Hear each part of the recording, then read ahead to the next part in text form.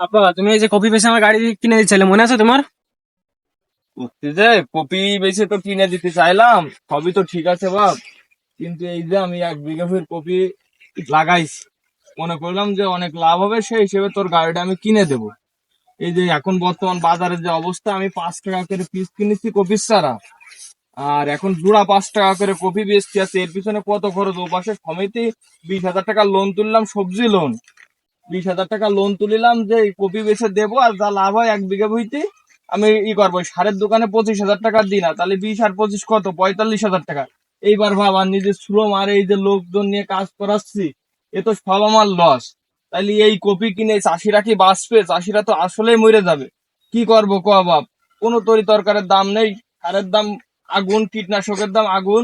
তাইলে আমরা কি করবো? চাষিরা তো আমরা মরেই যাব।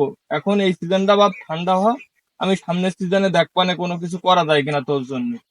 তুমি বড় কপি সিজনে সেম কথাই বলেছেন।